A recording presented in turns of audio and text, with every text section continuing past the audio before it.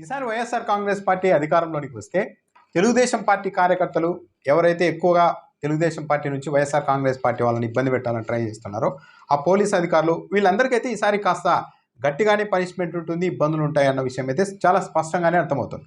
గతంలో తెలుగుదేశం పార్టీ కాంగ్రెస్ పార్టీకి మధ్య రాజకీయం నడిచినప్పుడు ఒక పార్టీ మారినప్పుడల్లా అవతల పార్టీ వాళ్ళపైన విపరీతంగా కక్ష సాధింపు రాజకీయాలు ఉండేవి, హత్యలు అలాంటివి కూడా ఉండేది. వైఎస్ఆర్ హయాంలో కూడా అలాంటి పరిస్థితికే మినహాయింపు కాదు. కానీ జగన్మోహన్ రెడ్డి ముఖ్యమంత్రి అయిన తర్వాత ఈవెన్ వైసీపీ వాళ్ళు కూడా ఊహించని విధంగా ఎక్కడా కూడా ఆయన ఇలా కక్షలు, ప్రతీకార దాడులు, హత్యలు ఇలాంటివి ప్రోత్సహించింది లేదు.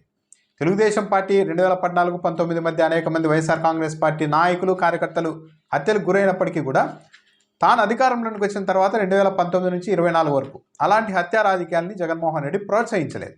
పైగా తెలుగుదేశం పార్టీ నాయకులకు కూడా సరైన భద్రతా చర్యలు కల్పిస్తూ వచ్చారు.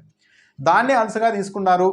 వైఎస్ఆర్ కాంగ్రెస్ పార్టీ అధికారంలోకి వచ్చినా సరే ఏమీ చేయలేదు అన్న ఒక అభిప్రాయానికి తెలుగుదేశం పార్టీ వాళ్ళు వచ్చేశారు. అందుకే ఇప్పుడు అధికారంలోకి వచ్చిన తర్వాత వైఎస్ఆర్ కాంగ్రెస్ పార్టీ వాళ్ళని వరుస పెట్టి వేధిస్తూ ఉన్నారు. సోషల్ మీడియాలో పోస్టులు పెట్టిన వాళ్ళని 100 మందిని అరెస్టులు చేయిస్తూ ఉన్నారు.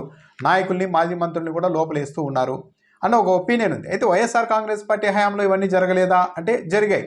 కానీ చాలా రేరుగా కొన్ని కేసుల్లో మాత్రమే జరిగాయి. మరీ హద్దు మీరిపోయి ఇష్టానుసారం ముఖ్యమంత్రిని, ముఖ్యమంత్రి కుటుంబాన్ని మాట్లాడడం, ఆ పార్టీలోనే ఉంటూ జగన్మోహన్ రెడ్డిని అవహేళన చేస్తూ మాట్లాడడం, అలాంటి వారి విషయంలో మాత్రం కాస్త కఠినంగా వ్యవహరించారు తప్పించి ఇలా 100 మందిని ఎవరు దొరికితే వాళ్ళందరినీ లోపలేసేయాలి అన్నట్టుగా వ్యవహారం నడవలేదు. ఇప్పుడు తెలుగుదేశం పార్టీ ప్రభుత్వం కూడా సోషల్ మీడియాలో తెలుగుదేశం పార్టీ వాళ్ళు కూడా అత్యంత జుగుప్సాకరంగా జగన్మోహన్ రెడ్డిని కావచ్చు, ఆయన సతీమణిని కావచ్చు, మంత్రుల్ని, ఎమ్మెల్యేలని, మాజీ ఎమ్మెల్యేలు, మంత్రుల్ని ఇష్టానుసారం దూషించారు. వాళ్ళ మీద చర్యలు తీసుకోకుండా ఏకపక్షంగా వైసీపీ వాళ్ళనే టార్గెట్ చేస్తూ ఉండడంతో ఇది ఒక బ్యాడ్ ప్రాక్టీస్ అయితే మొదలైంది అన్న అభిప్రాయం ఉంది. రేపొద్దున వైఎస్ఆర్ కాంగ్రెస్ పార్టీ అధికారంలోకి వస్తే ఇక తెలుగుదేశం పార్టీ తరఫున ఉంటూ ఆ పార్టీ తరఫున రెచ్చిపోతూ ఎవరైతే ఇష్టానుసారం వ్యవహరించారో వాళ్ళందరినీ కూడా పనిష్ చేసే అవకాశం ఉంటుంది. ఈరోజు సజ్జల రామకృష్ణారెడ్డి, అంబటి రాంబాబు వీళ్ళు మాజీ ఎంపీ నందిగాం సురేష్ జైల్లో ఉన్నారు. 4 నెలలుగా ఆయన్ని పరామర్శించారు. ఈ సందర్భంగా బయటకు వచ్చి మాట్లాడిన సజ్జల రామకృష్ణారెడ్డి అయితే కొన్ని కీలకమైన వ్యాఖ్యలు చేశారు.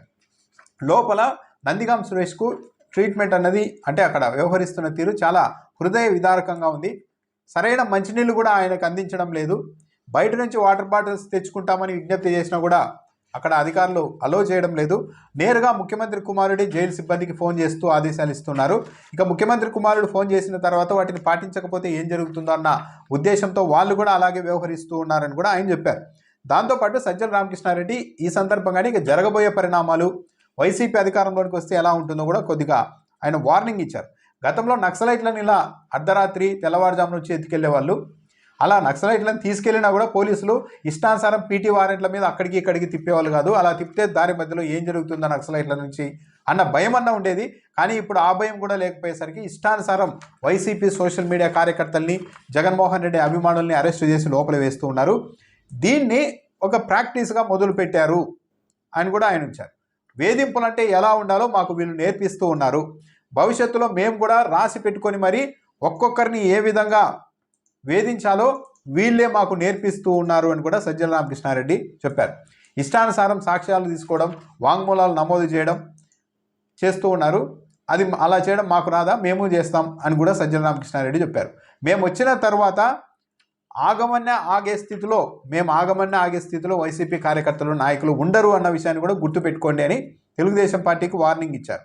తాము అధికారంలోకి వచ్చిన తర్వాత తాము చేసే చర్యలు ఇలా ఉండవు, నక్కల్లాగా, గుంట నక్కల్లాగా తెరచాటు రాజకీయాలంటూ ఉండవు, పులి పంజా విసిరితే ఎలా ఉంటుందో అలా ఉంటుంది దెబ్బ అని కూడా సజ్జల రామకృష్ణారెడ్డి వార్నింగ్ ఇచ్చారు. చంద్రబాబు నాయుడు విత్తనం వేశారు, అది మహావృక్షం అవుతుంది. అప్పుడు ఏంటి పరిస్థితి ఎలా ఉంటుంది అన్నది కూడా తెలుగుదేశం పార్టీ వాళ్ళకు త్వరలోనే అర్థమవుతుంది. తాము తప్పనిసరిగా అధికారంలోనికి రావడం ఖాయం.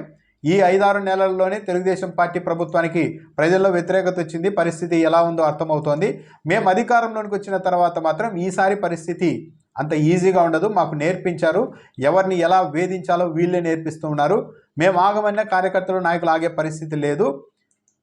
గుంట నక్కల్లాగా రాజకీయాలు ఉండవు, పులి పంజా విసిరితే ఎలా ఉంటుందో దాన్ని రుచి చూస్తారని కూడా సజ్జల రామకృష్ణారెడ్డి అయితే వార్నింగ్ ఇచ్చారు.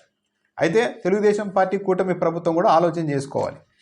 ఈరోజు వైఎస్ఆర్ కాంగ్రెస్ పార్టీ వాళ్ళని వేధిస్తే వైఎస్ఆర్ కాంగ్రెస్ పార్టీ తరఫున ఎవరెవరైతే ఏ ఏ పనులు చేస్తూ ఉన్నారో ఆ విభాగానికి సంబంధించి తెలుగుదేశం పార్టీ కూడా అలాంటి విభాగాలు ఉన్నాయి, అలాంటి కార్యకర్తలు అలాంటి పనులు చేస్తున్న వాళ్ళు కూడా ఉన్నారు.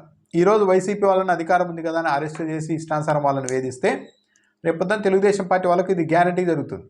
ఇప్పటికే వైఎస్ఆర్ కాంగ్రెస్ పార్టీ వాళ్ళు ఒక అంచనాకు వచ్చారు, ఇంతకు మించి ఇంకేం జరుగుతుంది లేని. అంటే వాళ్ళకు భయం మెల్లగా పోతోంది. కానీ తెలుగుదేశం పార్టీకి సంబంధించి పనిచేస్తున్న వాళ్ళంతా రేపు అధికారంలోనికి వస్తే ఏంటి పరిస్థితి, వైసీపీ అధికారంలోనికి వస్తే మా పరిస్థితి ఏంటి అన్న వాళ్ళ భయం అయితే ఉంది.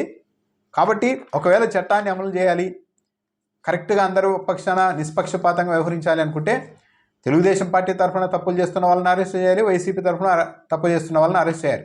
అప్పుడు పబ్లిక్లో అన్న ప్రభుత్వానికి మద్దతు వస్తుంది. ఇరుపక్షాలని కంట్రోల్ చేస్తున్నారు కాబట్టి ఒక పద్ధతిగా రాజకీయం ఉంది. అలా కాకుండా ఒకవైపు వాళ్ళని ఉసిగొలుపుతూనే ఇప్పటికీ కూడా జగన్మోహన్ రెడ్డిని ఇష్టానుసారం వాడు వీడు అంటూ తిడుతూనే వైసీపీ నాయకుల్ని అవహేళన చేస్తూనే మహిళా మాజీ మంత్రులను కూడా నోటికొచ్చినట్లు కొందరు మాట్లాడుతూ ఉంటూనే ఒకవైపు వాళ్ళని మాత్రం టాలరేట్ చేస్తూ యువతల వాళ్ళని అంచేయాలని చూసినప్పుడు దానికి ఫలితం అన్నది మళ్ళీ ఒకరోజు తిరిగి తమ వద్దకే వస్తుంది.